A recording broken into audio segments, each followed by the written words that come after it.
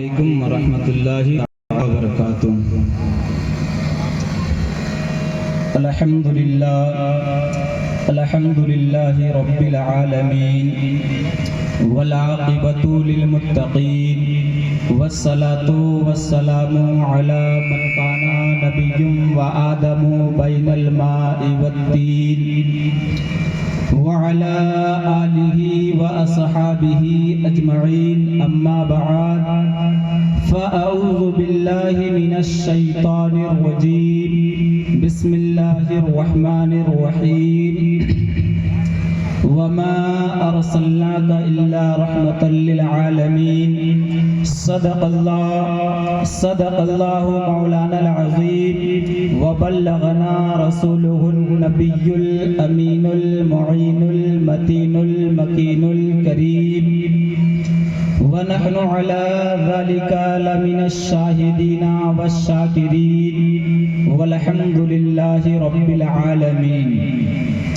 آئیے حضرات، سب سے پہلے انتہائی عقیدت و محبت کے ساتھ شاہ بحر و بر مالک خوشکوتر، شہنشاہ کون و مقام مالک انس و جاں، صفت عامیہ رحمت عالیہ، تتبع دور زباں صاحب قرآن حبیب الرحمن، مالک زینان رسول رسولہ پیغمبر پیغمبرہ، اللہ کے محبوب حق مطلوب، دانائی غیوب معراج والے، کالی کالی زلف والے، ہم غریبوں پہ شفقت فرمانے والے، گرتوں کو اٹھانے والے، ڈوبتوں کو تیرانے والے، کنکریوں سے کلمہ پڑھانے والے، درختوں سے سجدہ کرانے والے، چاند کو دو ٹکڑا کرنے والے، سراپے انوار، محبوب کردگار، شافع روز شمار،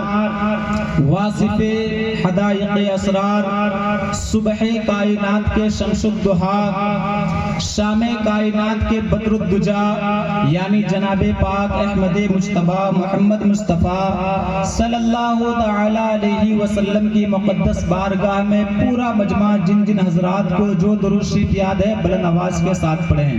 اللہم صلی علی سیدنا شفیعنا حبیبنا نبینا مولانا محمد بارک وسلم، صلو علیہ صلاۃ و سلام علیک یا رسول اللہ یا حبیب اللہ صلی اللہ تعالی علیہ وسلم۔ محترم حضرات، آپ دیکھ رہے ہیں منبر نور پر معزز معتبر علماء کرام و شعراء اعظام منبر نور پر تشریف فرما ہے۔ ہم لوگوں کے پاس وقت نہیں ہے، مجھے کہا گیا ہے کہ آج کا یہ پروگرام 12 بجے لگ بھگ ختم ہو جانا چاہیے، اس لیے وقت کا خیال کرتے ہوئے میں آپ لوگوں کے سامنے 5 سے 7 منٹ تک ہماری گفتگو ہوگی، اس کے بعد انشاءاللہ ہماری گفتگو ختم ہو جائے گی۔ آپ لوگ ایک مرتبہ اور بلند آواز سے درود پاک پڑھیں۔ اللہم صلی علی سیدنا شفیعنا حبیبنا نبینا مولانا محمد بارک وسلم، صلو علیہ صلاۃ و سلام علیک یا رسول اللہ یا حبیب اللہ صلی اللہ تعالی علیہ وسلم۔ شاعر کہتا ہے کہ دیواروں در سجاؤ سرکار آ رہے ہیں، دیواروں در سجاؤ سرکار آ رہے ہیں، مل کر خوشی مناؤ سرکار آ رہے ہیں، دیواروں در سجاؤ سرکار آ رہے ہیں، مل کر خوشی مناؤ سرکار آ رہے ہیں۔ بولے فرشتے دائی حلیمہ کے کان میں، مکہ شریف جاؤ سرکار آ رہے ہیں، مکہ شریف جاؤ سرکار آ رہے ہیں۔ اور سنت ہے یہ جبرائیل کی، بدعت نہیں ہے یہ۔ آج ہم لوگ اپنے گھروں پر جھنڈے لگاتے ہیں، اس کو لوگ بدعت کہتے ہیں اور نہ جانے طرح طرح کی باتیں کرتے ہیں۔ اسی لیے شاید نے نقشہ کھینچا ہے کہ سنت ہے یہ جبرائیل کی، بدعت نہیں ہے یہ۔ جھنڈے ہرے لگاؤ سرکار آ رہے ہیں، جھنڈے ہرے لگاؤ سرکار آ رہے ہیں۔ اور عاشق نے گارے سور میں عاشق سے یہ کہا، انگلی ذرا ہٹاؤ سرکار آ رہے ہیں۔ ماشاءاللہ، بہت اچھے، بہت خوب، سبحان اللہ۔ محترم حضرات، اللہ تبارک و تعالی نے آج دنیا میں جتنے بھی چیزیں پیدا فرمائی ہے وہ سب کے سب میرے نبی کے صدقے میں ہے۔ اگر اللہ تبارک و تعالی اپنے محبوب کو اس دنیا میں پیدا نہیں کرتا تو رب تبارک و تعالی کائنات میں کسی چیز کو پیدا نہیں کرتا. یہ میرے نبی کا کرم اور صدقہ ہے، یہ میرے نبی کا کرم اور صدقہ ہے کہ آج ہم اور آپ اس دنیا میں ہیں، ورنہ اللہ تبارک و تعالی اگر اپنے محبوب کو پیدا نہ کرتا تو دنیا میں کسی چیز کو اللہ تبارک و تعالی پیدا نہیں کرتا. جب اللہ تبارک و تعالی نے اپنے محبوب کو اس دنیا میں پیدا کیا تو فرمایا اے میرے محبوب لولا کا لما خلقت الافلاق، یعنی اے میرے محبوب اگر آپ کو پیدا کرنا مقصد نہیں ہوتا تو میں یہ آسمان کا شامیانہ نہیں لگاتا. اللہ تبارک و تعالی اپنے محبوب سے فرما رہا ہے اے میرے محبوب لولا کا لما خلقت الارضین، یعنی اے میرے محبوب اگر آپ کو پیدا کرنا مقصد نہیں ہوتا تو میں یہ زمین کا دسترخوان نہیں بچھاتا. اللہ تبارک و تعالی اپنے محبوب سے فرما رہا ہے اے میرے محبوب لولا کا لما خلقت الارضین، لولا کا لما خلقت الارض، لولا کا لما خلقت الدنیا، یعنی اے میرے محبوب اگر آپ کو پیدا کرنا مقصد نہیں ہوتا تو میں اس دنیا کو پیدا نہیں کرتا.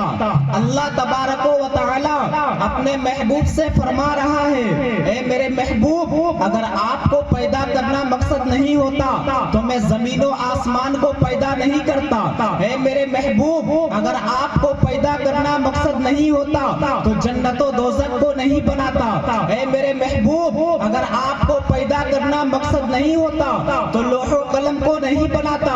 اے میرے محبوب اگر آپ کو پیدا کرنا مقصد نہیں ہوتا تو عرش فرش کو نہیں بناتا.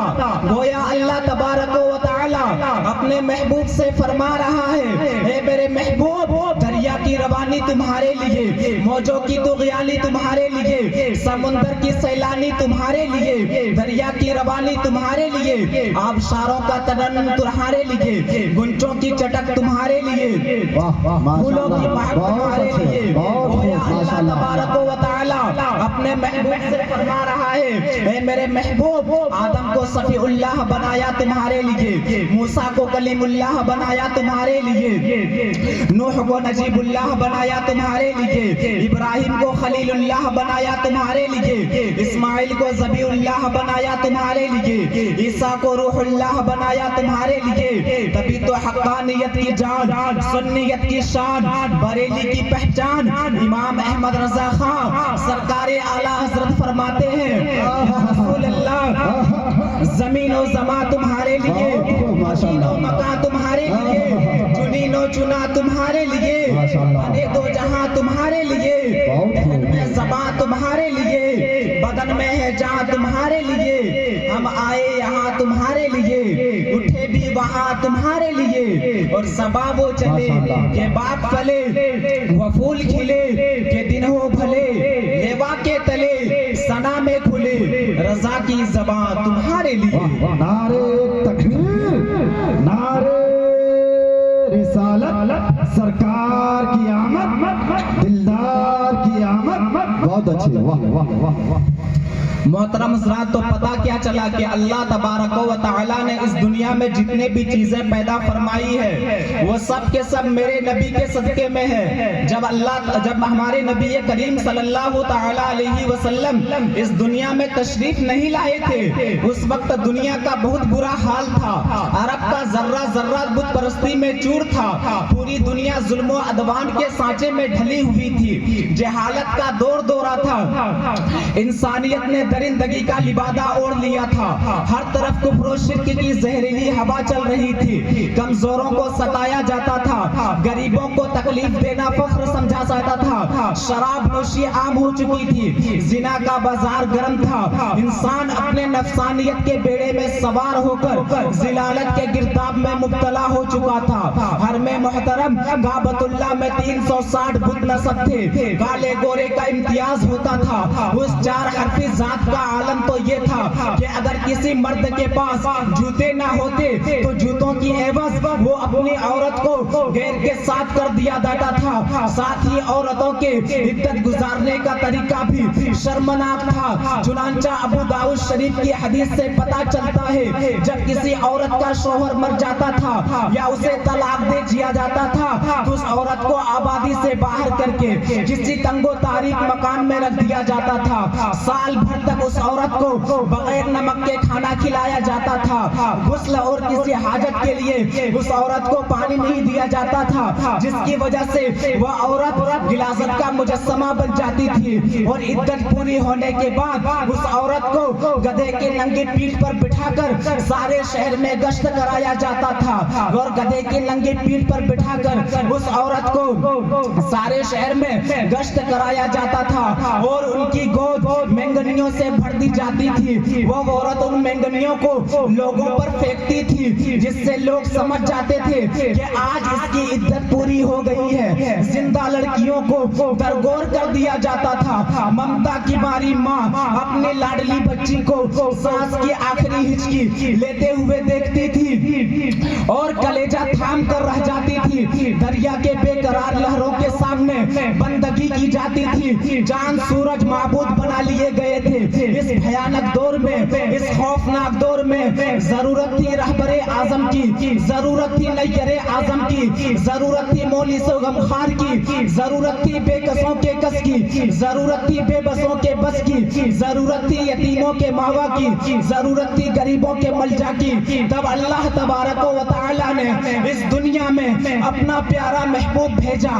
وہ نبی تشریف لے آئے. جب وہ نبی اس دنیا میں تشریف لائے تو ایسے ہی نہیں آئے بلکہ جب وہ نبی اس دنیا میں تشریف لائے تو اپنوں کے لیے رحمت بن کر آئے, دوسروں کے لیے رحمت بن کر آئے, عورتوں کے لیے رحمت بن کر آئے, بیواؤں کے لیے رحمت بن کر آئے, بیٹیوں کے لیے رحمت بن کر آئے, جانوروں کے لیے رحمت بن کر آئے, بے کسوں کا کس بن کر آئے, بے بسوں کا بس بن کر آئے.